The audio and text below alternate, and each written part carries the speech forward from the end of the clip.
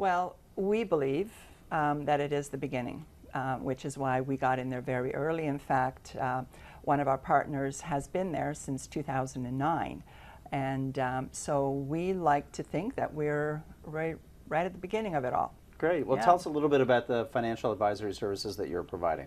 So what we are doing, we have a couple of partners here in Canada as well as in London representing Europe. And our objective, since the nuclear agreement came into effect January of last year, one of the things that Iran has experienced is literally a parade of people checking it out. And they've been, you could say, a little bit disillusioned. Very, very sophisticated population, however, a young population.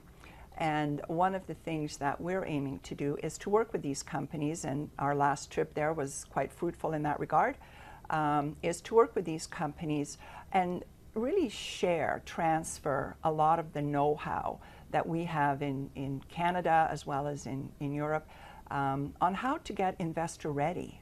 You know, they need to present a little bit differently. So you obviously got some great intelligence into industries and sectors. We know that Iran has something to the tune of a $500 billion deficit of infrastructure, capital expenditures. What areas do you think there is particular opportunity for bilateral trade between Canada and Iran? Clearly, in knowledge transfer, if that's if that's possible, that is going to be one of the biggest benefits that Iran could get. Secondly, the experience that we have in Canada in our financial services sector, we are known to have one of the most robust financial services industry in the world.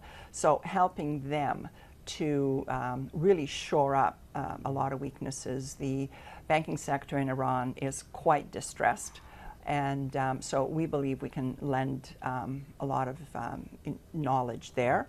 The other one is healthcare. So Canada is very good. The method of delivering healthcare, the funding for healthcare in Canada is well regarded around the world, and clearly Iran is looking for help in that area. They have a very robust automotive industry, so that wouldn't be it. And lastly, infrastructure. They are in desperate need of materials and labor even in that area. So those would be the key ones. Lots of potential there. Yeah. What are you hearing, though, talking to Canadian companies, individuals potentially interested in going to Iran? Because there's so much, in a sense, noise out there around President Trump, around the threat of renewed sanctions, around the breakdown of this deal. I mean, that must be casting some uncertainty over the future business prospects of Canada-Iran. Well, it could be believed that Trump has the ability to undermine, clearly enough. He could put additional sanctions on. But this is Canada. We've dropped the sanctions. And we're taking a very different view on Iran. The government is encouraging, the chambers of commerce all across Canada are encouraging. Canada has a very large Iranian-Canadian community.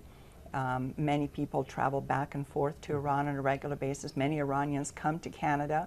In fact, I was very surprised to see how many people in Iran are very familiar with Canada and they have family here. So there is a lot of opportunity for trade between Canada and Iran, no question. Unfortunately, the conversations that I've been having to date with a lot of areas where there could be some investment in Iran, I am a little disappointed to see that there is a lot of U.S. media influence still. Right. So it's going to be a very slow start. It's going to take time. Yeah. When you look further into the future with Iran, this is a country that I've heard been characterized as the kind of Brazil of the Middle East, a large growing population, as you say, real competency and depth, everything from software development to consumer fashion and consumer goods. Why do you think that story of Iran doesn't get through?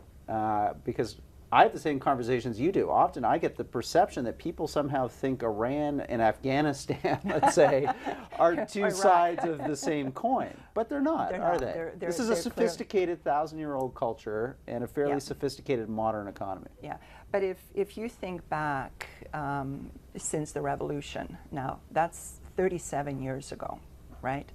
And so they've been largely silent on the world stage. They've been closed off.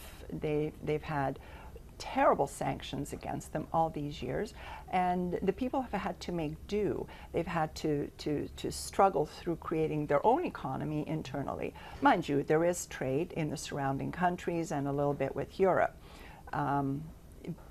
The difficulty has been they just haven't been able to reach out, and a lot of that really has to do with they don't have access to a lot of foreign currencies. They, of course, like the U.S. dollar and the euro, but because of the sanctions, the U.S. has been a problem.